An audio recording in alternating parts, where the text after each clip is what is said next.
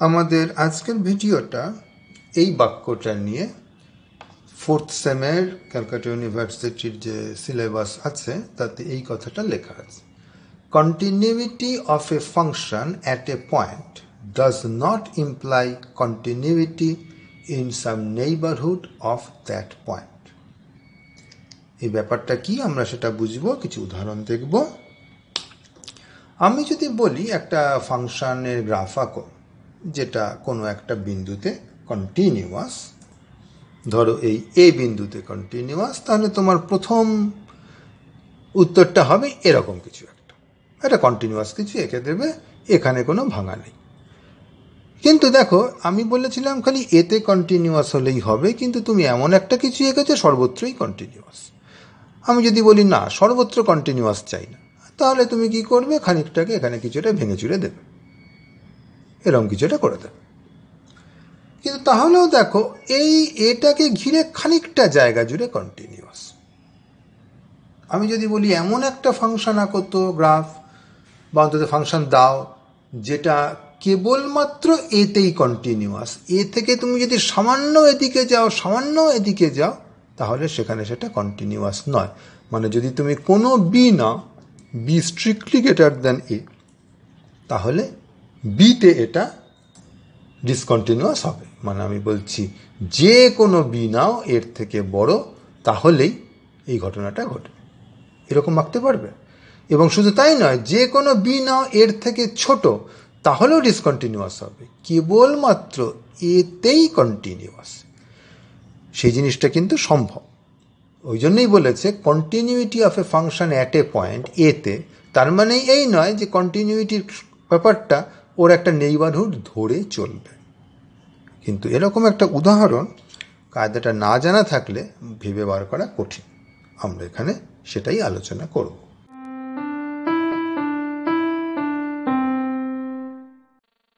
ধরো আমাদেরকে বলল এমন একটা ফাংশন বানাও যেটা খালি এই 5 বিন্দুতে এটা কন্টিনিউয়াস, অন্যত্র কোথাও কন্টিনিউয়াস নয়।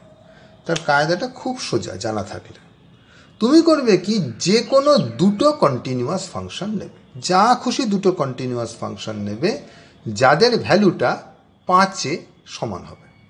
মানে কন্টিনিউয়াস ফাংশন দুটো আলাদা হতে হবে এবং 5-এর কোনো নেইবারহুডে তারা যেন সমান না হয়। খুব সোজা। আমি একটা ফাংশন নিলাম, ধরো কনস্ট্যান্ট ফাংশন 2। এবার অন্য ফাংশনটা নিলাম, কি নেব, আমি ধরো ফাংশনটা নিলাম আমি 45 ডিগ্রি লাইনটা। তাহলে 45 ডিগ্রি লাইনটা বার করে ফেলা কঠিন নয়। স্লোপ বলেছি 1, তার মানে এটা হচ্ছে x-5।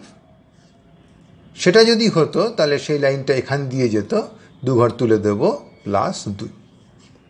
তার মানে এটা হচ্ছে x-3। তাহলে x-3 একটা কন্টিনিউয়াস লাইন আর 2 একটা কন্টিনিউয়াস লাইন, এরা দুজনেই এই বিন্দুতে ঠিক ছেদ করেছে এবং এর আশেপাশে কোথাও কিন্তু ওরা আর সমান নয়। মানে এমনভাবে আমি নেব যাতে এরা অন্য কোনো জায়গায় ছেদ না করে, কেবলমাত্র এই বিন্দুতেই ছেদ করেছে। তুমি সরলরেখা নেওয়ার দরকার নেই, আঁকা বাঁকা যা খুশি নিতে পারো। তা আমি উদাহরণ দিয়ে এটা দেখাচ্ছি। এইবার তুমি করবে কি, তোমার ফাংশনটা তৈরি করবে, যখনই তুমি র্যাশনালে থাকবে তুমি এটা ব্যবহার করবে, ইররেশনালে থাকলে এটা ব্যবহার করবে, বা উল্টোটাও করতে পারে। মানে র্যাশনালে থাকলে একটা নেবে, ইররেশনালে থাকলে অন্যটা নেবে। তার মানে ব্যাপারটা হচ্ছে এরকম, এফএক্সের দুটো ফর্মুলা হবে, এক্স র্যাশনালে থাকলে একটা ফর্মুলা, ইররেশনালে থাকলে অন্য ফর্মুলা। তুমি যেটা খুশি নিতে পারো। আমার কাছে দুটো ফর্মুলা কি, একটা হচ্ছে 2 আর একটা হচ্ছে x-3। ঠিক আছে, আমি এখানে লিখলাম 2 আর এখানে লিখলাম x-3। তাহলে এবার ভাবো গ্রাফটা কেমন হবে। এটার গ্রাফ আঁকা যায় না, ওরকম র্যাশনাল ইররেশনালের তো একেবারে গুঁড়ো গুঁড়ো হয়ে মিশে আছে। কিন্তু আমি যদি মোটামুটি একটা আইডিয়া দেওয়ার চেষ্টা করি, তাহলে যখনই র্যাশনাল তখনই 2, তাহলে এখানে ইররেশনালগুলোর ওখানে ফুটো ফুটো ফুটো ফুটো ফুটো ফুটো ফুটো ফুটো হয়ে যাবে, এরকম একটা কিছু হবে। অবশ্যই তুমি ফাঁকাগুলো কিছু দেখতে পাবে না, কারণ ডেন্স, কিন্তু আমি জাস্ট বোঝাবার জন্য করছি। এবার যেইখানেই তোমার ফুটো আছে সেখানে এইটার ভ্যালু নেবে, ফলে এটাও ফুটো ফুটো ফুটো ফুটো ফুটো ফুটো হয়ে যাবে। ফলে তোমার গ্রাফটা দেখতে এরকম হবে, এটাও ফুটো ফুটো ফুটো, ওটাও ফুটো ফুটো ফুটো। এবার আমি মনে করে দেখছি 5-এ এটা কন্টিনিউয়াস কিনা। তার কারণ হচ্ছে তুমি যদি 5-এর খুব কাছাকাছি আসো তাহলে তুমি হয় র্যাশনালে আছো নয় ইররেশনালে আছো। যদি র্যাশনালে থাকো তাহলে তো তুমি 2তে আছোই, আর যদি ইররেশনালে থাকো তাহলে তুমি 2-এর দিকে এগোচ্ছ। তার মানে তুমি যদি এর খুব কাছাকাছি থাকো তাহলে তোমার এফএক্সটা 2-এর খুব কাছাকাছি থাকবে। আবার তুমি যদি দূরে থাকো, ধরো তুমি এখানে আছো, এটা মনে করো 4, তাহলে 4-এ অবশ্যই কন্টিনিউয়াস হতে পারে না, কারণ দেখো এখানে কতটা লাফালাফি আছে। যখন তুমি র্যাশনালে আছো তখন তুমি 2-এ আছো, ইররেশনালে থাকলে তুমি 4-3 মানে 1-এর কাছাকাছি আছো।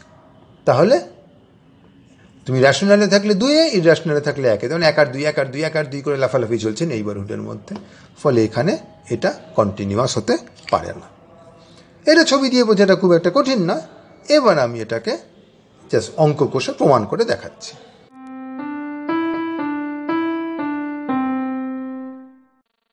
আমরা লিখে নিয়েছি কি প্রমাণ করব। এফএক্স আমাদের ফাংশনটা, আমরা দেখাবো যে এটা continuous only at x equal to 5।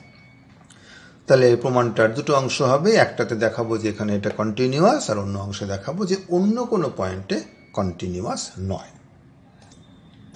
প্রথমে কন্টিনিউয়াস দেখানো দিয়ে শুরু করি। যখনই এরকম একটা প্রমাণ করতে হয়, একটা ভালো কায়দা হচ্ছে এটার যেটা ডেফিনেশন, এপসাইলন ডেল্টা দিয়ে যেটা ডেফিনেশন ম্যাথমেটিক্যাল লজিকের ভাষায়, সেটা লিখে নেব। এক্ষেত্রে এটা হচ্ছে for all epsilon greater than 0 there exists delta greater than 0। যাতে তুমি এক্সটাকে যদি 5-এর যথেষ্ট কাছে নাও তাহলে এফএক্সটা ওই পয়েন্টে ভ্যালুর যথেষ্ট কাছে হবে। আশা করি মনে আছে যে গ্রাফের এই পয়েন্টে 5-এ গ্রাফের ভ্যালুটা ছিল 2, সেই জন্যই আমরা এখানে 2 নিয়েছি। এক্স যদি 5-এর যথেষ্ট কাছে থাকে তাহলে এফএক্সটা 2-এর যথেষ্ট কাছে থাকবে। তাই এরকম প্রমাণে আমরা কি করি, ফর অল এপসাইলন আছে, অতএব একটা এপসাইলন নেব, তারপর ডেল্টা বার করবো ইত্যাদি। এই কায়দাটা মোটামুটি তোমার পরিচিত থাকার কথা, মানে আমার বইতে আমি এই কায়দাতেই লিখি। তাহলে প্রমাণটা শুরু হবে take any epsilon greater than 0 লিখে, এবং তুমি মনে মনে খেয়াল করবে আমার এই বাক্যে আমি এটুকু এগিয়ে গেলাম। এরপরের কাজ হচ্ছে একটা ডেল্টা খুঁজে পাওয়া। এবার ডেল্টাটা খুঁজে পাওয়ার জন্য তোমাকে একটু আবার ছবি দিয়ে ভাবলে সুবিধা হবে। আমার কাছে কেউ একটা এপসাইলন দিয়েছি, আমি 2-এর খুব কাছে থাকতে চাই, অতএব আমি এই লাইনটা টেনে নিই। তাহলে আমি দেখতে পাচ্ছি যে আমি যদি র্যাশনালে থাকি তাহলে তো আমি সবসময় 2, আমি এই নদীর মধ্যেই আছি। আর আমি যদি ইররেশনালে থাকি তাহলে আমি এইভাবে যাব। সুতরাং আমি যদি 5-কে ঘিরে এই নেইবারহুডের ভেতরে থাকি তাহলেই আমার এর ভেতরে থাকা হয়ে যায়। সুতরাং যেহেতু এই লাইনটাও কন্টিনিউয়াস, সুতরাং আমি 5-কে ঘিরে এমন একটা নেইবারহুড পাবোই যাতে আমার এক্স যদি এখানে থাকে তাহলে আমার ওয়াইটা ইররেশনাল হলেও মানে এফএক্সটা এর মধ্যেই থাকবে। সুতরাং আমি এক্ষেত্রে আমার যেহেতু এটা একদম 45 ডিগ্রি লাইন নিয়েছি, সুতরাং এটা যখন আমি এপসাইলন নিয়েছি এটাও আমার ঠিক এপসাইলনই হবে। অতএব ডেল্টাটা আমি এপসাইলন নিয়েই করে ফেলতে পারবো। তাই আমি লিখে নিলাম choose delta epsilon equal to epsilon, আর গ্রেটার দ্যান 0টা আরেকবার লিখলাম যাতে খেয়াল থাকে আমার এই শর্তটা পালিত হয়েছে কিনা। মনে মনে বললাম যে আমার প্রমাণটা এতটা এগিয়ে গেছে। এরপরে আবার একটা ফর অল এক্স আছে, সুতরাং আমি লিখে নেব take any x in 5 minus delta থেকে 5 প্লাস ডেল্টা। আমার প্রমাণটা এতটা অবধি এগিয়ে গেল। এইবার খালি লাস্টের জিনিসটা চেক করে দেখতে হবে এফএক্সটা এর মধ্যে আছে কিনা। তা আমি তো ছবি তো ওইভাবেই নিয়েছি। এক্সটা কী হবে, হয় র্যাশনাল নয় ইররেশনাল। যদি র্যাশনাল হয় তাহলে তো এই ডট ডট লাইন, সেটা তো সবসময় এই নদীর মধ্যে আছি। আর যদি ইররেশনাল হয় তবে এই লাইন আমি তো সেইভাবেই নিয়েছি যেন এইটার ওপরে যে টুকরোটা পড়েছে লাইনের সেটা পুরোটাই যেন নদীর ওপরে থাকে। তার মানে আমাকে দুটো কেসে ভেঙে করতে হবে, একটা র্যাশনালের কেস আর একটা ইররেশনালের কেস। তাহলে প্রথম কেস এক্স র্যাশনাল ধরলাম, সেক্ষেত্রে আমি জানি যে এফ এক্স হচ্ছে equal to 2, sorry F x হচ্ছে ইকুয়াল টু, হ্যাঁ এফ এক্স হচ্ছে ইকুয়াল টু 2, ঠিকই বলেছি। সুতরাং সেটা অবশ্যই 2 মাইনাস এপসাইলন থেকে 2 প্লাস এপসাইলনের মধ্যে থাকবে। অতএব কেস 1-এর প্রমাণ হয়ে গেল। এই ডট ডট লাইনটা পুরোটাই এর মধ্যে আছে। এবার আমরা অন্য কেসটা দেখাবো, এক্স যেখানে ইররেশনাল। এক্স যখন ইররেশনাল তখন আমার এফএক্স এর ফর্মুলা হচ্ছে এক্স মাইনাস 3। আমি জানি এক্স রয়েছে 5 মাইনাস ডেল্টা থেকে 5 প্লাস ডেল্টায়, তাহলে দুই দিক থেকে আমি যদি 3 বাদ দিই তবে পাবো এফএক্স রয়েছে 2 মাইনাস ডেল্টা থেকে 2 প্লাস ডেল্টার মধ্যে। এবার আমি জানি যে ডেল্টা আর এপসাইলন তো আমি সমান নিয়েছি, সুতরাং আমি এই ডেল্টাকে বাদ দিয়ে আমি এপসাইলন যদি করে নিই, যেহেতু ডেল্টা আর এপসাইলন সমান, তাহলেই আমার যেটা দেখানোর দরকার আমি সেটা করে পেয়ে যাচ্ছি যে, এখন এটা দেখানো হয়নি, যে 2 মাইনাস এপসাইলন থেকে 2 প্লাস এপসাইলনের মধ্যে এফএক্সটা রয়েছে। এইবার আমি বলতে পারি যে এইটাও দেখানো আমার হয়ে গেল, কারণ কেস 1ও দেখালাম এবং কেস 2তেও দেখালাম। এবার আমাকে স্টেপ 2তে যেতে হবে, যেখানে আমি দেখাবো যে এক্স 5 না হলে পরে ফাংশনটা ডিসকন্টিনিউয়াস হবে।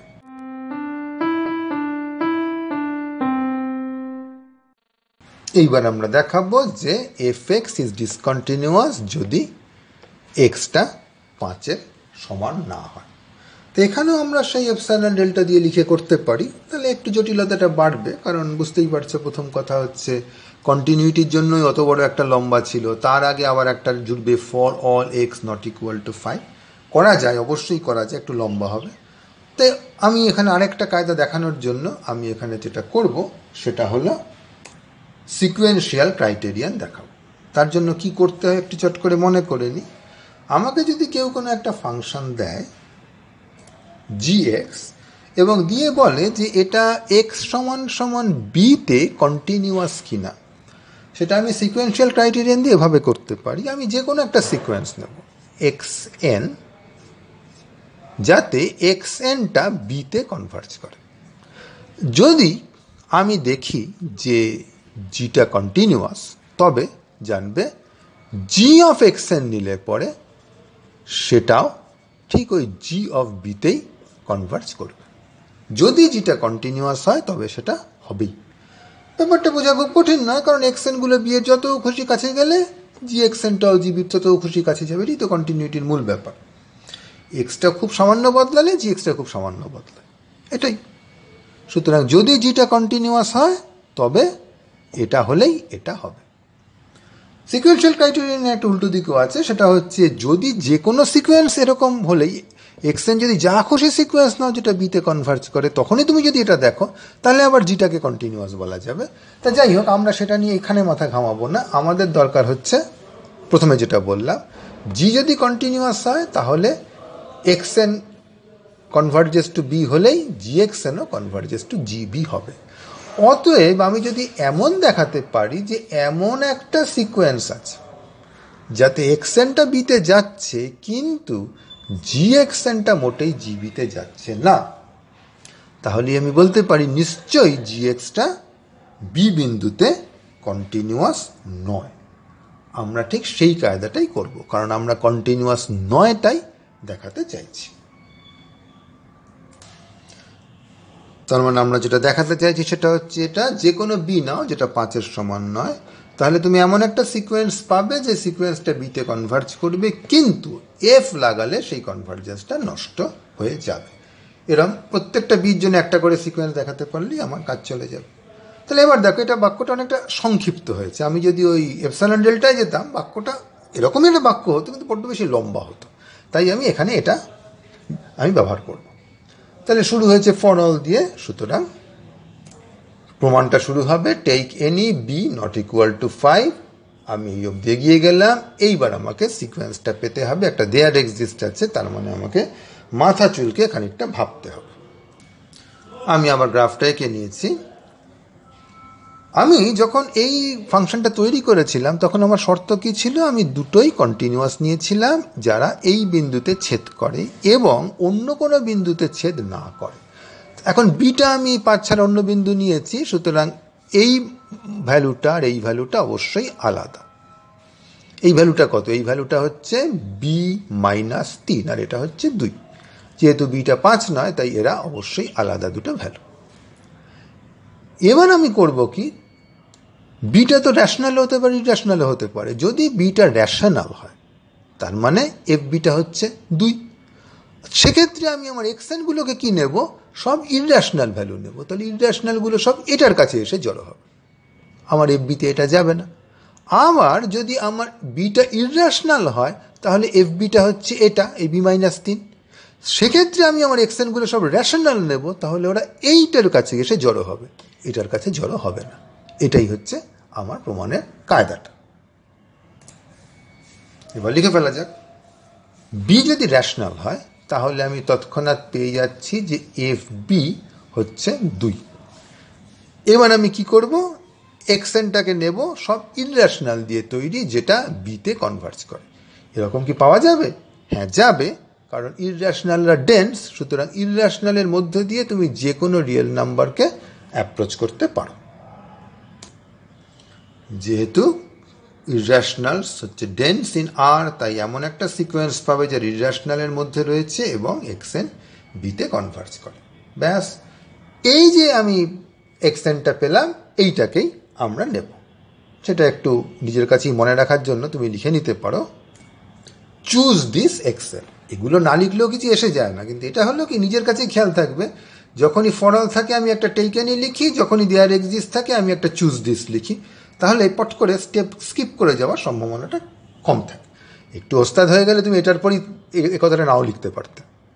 এবার তোমাকে দেখাতে হবে যে এক্সএনটা বিতে আছে, কোনো অসুবিধা নেই, আমি যে এক্সএনটা ওইভাবেই নিয়েছি, সুতরাং এতটা অবধি হয়ে গেছে।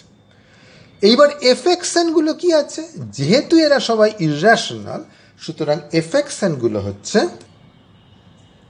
xn-3, কারণ ইররেশনাল হলে পরে ফর্মুলাটা x-3 অর্থাৎ এই হেলানো লাইনটার উপরে আছে। এবার এক্সএনরা সবাই বিতে যাচ্ছে, তাহলে xn-3রা কোথায় যাবে? এরা সবাই b-3-এ যাবে, এবং b-3 তো 2 নয়, কারণ বি তো 5 নয়, নট ইকুয়াল টু 5। তার মানে আমি কি পেয়ে গেলাম, এফএক্সএনগুলো 5-এ যাচ্ছে না। এরা যে b-3-এ যাচ্ছে সেটা আসলে আমার দরকার ছিল না, আমার দরকার হচ্ছে 5-এ যে যাচ্ছে না সেটাই যথেষ্ট। তাহলে আমার কেস 1টা হয়ে গেল। এবার আমি কি করব, কেস 2টাকে আক্রমণ করব ঠিক একই কায়দায়। বি হচ্ছে ইররেশনাল, তাহলে এফ বি কত হবে? এফ বি হবে এবার b-3। আমি তৎক্ষণাৎ করব কি, এবার কিউ যে র্যাশনাল, এই কিউটা যে ডেন্স সেটা ব্যবহার করব, করে একটা সিকোয়েন্স পাবো যারা র্যাশনালের মধ্যে আছে। আমার এই x n goes to be choose this x n. দুটো কেসে ভেঙেছি তো, সুতরাং এটা আরেকবার আমি এটার প্রতি বুলিয়ে নিলাম। আচ্ছা, এবার কি হবে, এবার এফএক্সএনটা কি হবে, যেহেতু এক্সএনগুলো র্যাশনাল, এরা সবাই 2, অতএব সবাই যদি সবসময় 2 হয় তাহলে সেটা সবসময় 2 থেকে যাবে, লিমিটও 2 হবে। তোমার লিমিট হওয়ার কত দরকার ছিল? b-3, তাহলে b-3 তো অন্তত হলো না, তাহলে এফ বি সঙ্গে মিলল না। ব্যাস, তার মানে এই কেসটা তোমার হয়ে গেল।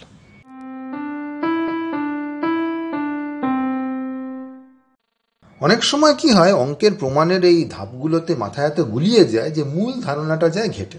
সেটা ঘেটে গেছে কিনা সেটা বোঝা যাবে একটা অঙ্ক নিজে করতে পারলে। তা অঙ্কটা আমি যেটা করলাম সেটাকে একটু মডিফাই করে বানাচ্ছি। আমার তো এরকম ব্যাপার ছিল, আমাকে বলেছিল এমন একটা ফাংশন বানাও যেটাতে 5-এ খালি কন্টিনিউয়াস, অন্য জায়গায় কন্টিনিউয়াস নয়। তার জন্য আমি দুটো কন্টিনিউয়াস ফাংশন নিয়েছিলাম যারা খালি 5-এই ইন্টারসেক্ট করে, অন্যত্র করে না।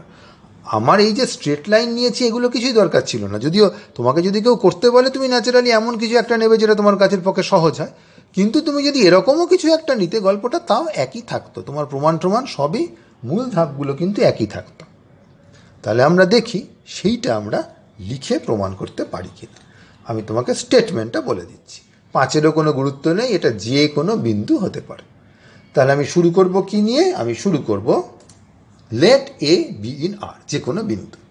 এবার আমি দুটো ফাংশন নেব, একটার নাম দেব gx আর একটার নাম দেব hx।